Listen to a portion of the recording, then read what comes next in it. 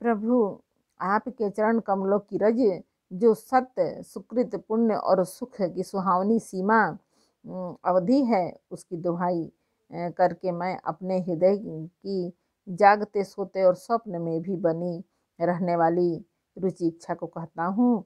वह रुचि है कपट स्वार्थ और अर्थ धर्म काम मोक्ष रूप चारों फलों को छोड़कर स्वाभाविक प्रेम से स्वामी की सेवा करना, और आज्ञा पालन के समान श्रेष्ठ स्वामी की कोई सेवा नहीं है। हे देव, अब वही आज्ञा रूप प्रसाद सेवक को मिल जाए।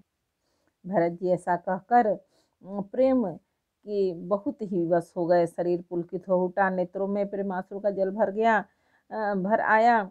अकुला कर व्याकुल होकर उन्होंने प्रभु श्री रामचंद्र जी के चरण कमल पकड़ लिए। उस समय को और स्नेह को कहा नहीं जा सकता।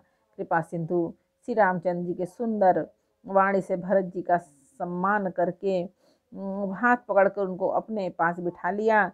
भरत जी की विनती सुनकर और उनका स्वभाव देखकर सारी सभा और श्री रघुनाथ जी स्नेह से शिथिल हो गए।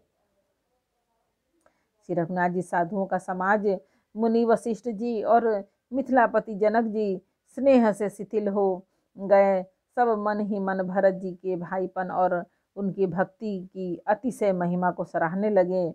देवता मलिन मन से भरत जी की प्रशंसा करते हुए उन पर फूल बरसाने लगे। तुलसीदास जी कहते हैं कि सब लोग भरत जी का भाषण सुनकर व्याकुल हो गए और ऐसे सकुचा गए जैसे रात्रि के आगमन से कमल। दोनों समाजों के सभी नर नारियों को दीन और दुखी देखकर महामलिन मन इंद्र मरे हुओं को मारकर अपना मंगल चाहता है। देवराज इंद्र कपट और कुचाल की सीमा है, उसे पराई हानि और अपना लाभ ही प्रिय है। इंद्र की रीति कौवे के समान है, वह छली और मलिन मन है, उसका कहीं किसी पर विश्वास नहीं है।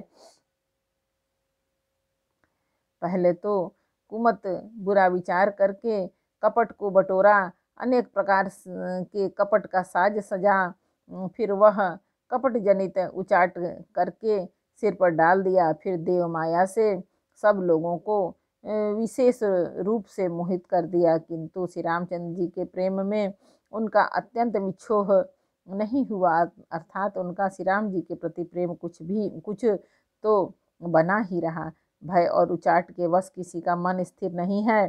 क्षण में उनकी वन में रहने की इच्छा होती है और क्षण में उन्हें घर अच्छे लगने लगते हैं। मन की इस प्रकार की दुविधामयी स्थिति से प्रजा दुखी हो रही है, मानो नदी और समुद्र के संगम का जल क्षुब्ध हो रहा हो। जैसे नदी और समुद्र के संगम का जल स्थिर नहीं रहता, कभी इधर आता है कभी उधर जाता है, उसी प्रकार की दशा प्रजा के मन की हो गई। चित्त दो तरफा हो जाने से वे कहीं संतोष नहीं पाते और एक दूसरे से अपना मर्म भी नहीं कहते। कृपा निधान श्री रामचंद्र जी की यह दशा देखकर हृदय में हंसकर कहने लगे, कुत्ता इंद्र और नवयुवक एक सरीखे एक ही स्वभाव के हैं। पाणिनीय व्याकरण के अनुसार स्वान युवन और मघवन शब्दों के रूप भी एक सरीखे होते हैं। भरत जी, जनक जी और मुनिजन, मंत्री और ज्ञानी साधु संतों को छोड़कर अन्य सभी पर जिस मनुष्य को जिस योग्य, जिस प्रकृति और जिस स्थिति का पाया, उस पर वैसा ही देव माया लग गई। प्रभु कृपा सिंधु श्री रामचंद्र जी ने लोगों को अपने स्नेह और देवराज इंद्र के भारी छल से दुखी देखा। सभा राजा, जनक, गुरु, ब्राह्मण और मंत्री आदि सभी की बुद्धि को भरत जी की भक्ति ने कील किया। सब लोग चित्र लिखे से श्री रामचंद्र जी की ओर देख रहे हैं, सकुचाते हुए सिखाए हुए से वचन बोलते हैं। भरत जी की प्रीति, नम्रता, विनय और बड़ाई सुनने में सुख देने वाली है, पर उसके वर्णन करने में कठिनता है। जिनकी भक्ति का लवलेश देखकर मुनिगण और मिथिलेश्वर जनक जी प्रेम में मग्न हो गए। उन भरत जी की महिमा तुलसीदास जी कैसे कहें।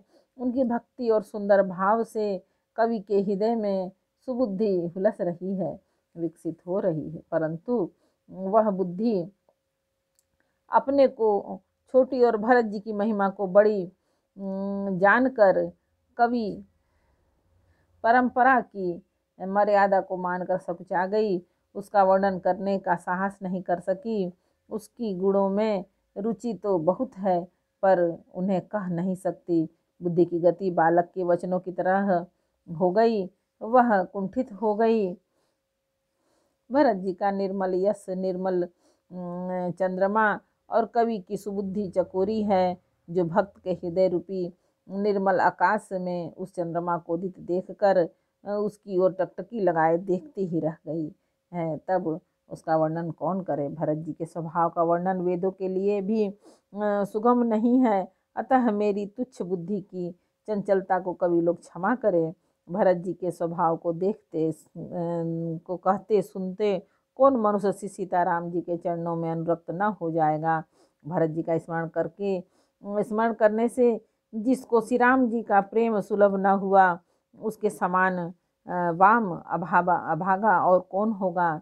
दयालु और सुजान श्री रामचंद्र जी ने सभी की दशा देखकर और भक्त भरत जी के हृदय की स्थिति जानकर धर्म धुरंधर, धीर, नीति में चतुर, सत्य, स्नेहशील और सुख के समुद्र, नीति और प्रीति के पालन करने वाले श्री रघुनाथ जी देश काल अवसर और समाज को देखकर तदनुसार ऐसा वचन बोले जो मानो वाणी में सर्वस्व ही थे। ऐसे वचन बोले जो मानो वाणी के सर्वस्व ही थे, परिणाम में हितकारी थे और सुनने में चंद्रमा के रस अमृत सरीखे थे। उन्होंने कहा, हे तात भरत, तुम धर्म की धुरी को धारण करने वाले हो, लोक और वेद दोनों के जानने वाले और प्रेम में प्रवीण हो। हे तात, कर्म से, वचन से और मन से निर्मल तुम्हारे समान तुम ही हो, और गुरुजनों के समाज में और ऐसे कुसमय में छोटे भाई के गुण किस तरह कहे जा सकते हैं। हे तात, तुम सूर्य कुल की रीति को, सत्य प्रतिज्ञ पिताजी की कीर्ति और प्रीति को, समय समाज और गुरुजनों की लज्जा मर्यादा को तथा उदासीन मित्र और शत्रु सबके मन की बात को जानते हो। तुमको सबके कर्मों, कर्तव्यों का और अपने तथा मेरे परम हितकारी धर्म का पता है। यद्यपि मुझे तुम्हारा सब प्रकार से भरोसा है, तथापि मैं समय के अनुसार कुछ कहता हूँ। हे तात, पिताजी के बिना उनकी अनुपस्थिति में हमारी बात केवल गुरुवंश की कृपा ने ही संभाल रखी है, नहीं तो हमारे समेत प्रजा, कुटुंब, परिवार सभी बर्बाद हो जाते। यदि बिना समय के संध्या के पूर्व ही सूर्यास्त हो जाए तो कहो जगत में किसको कलेश न होगा। हे तात, उसी प्रकार का उत्पात विधाता ने यह पिता के असामयिक मृत्यु किया है, पर मुनि महाराज ने तथा मिथिलेश्वर ने सबको बचा लिया। राज्य का सब कार्य, लज्जा, प्रतिष्ठा, धर्म, पृथ्वी, धन, घर, इन सभी का पालन रक्षण गुरु जी का प्रभाव सामर्थ्य करेगा और परिणाम शुभ होगा। एक बार बोलो रामायण मैया की जय। 5 दोहा का अयोध्या कांड का 5 दोहा का पाठ समर्पण। भगवान जय श्री राम।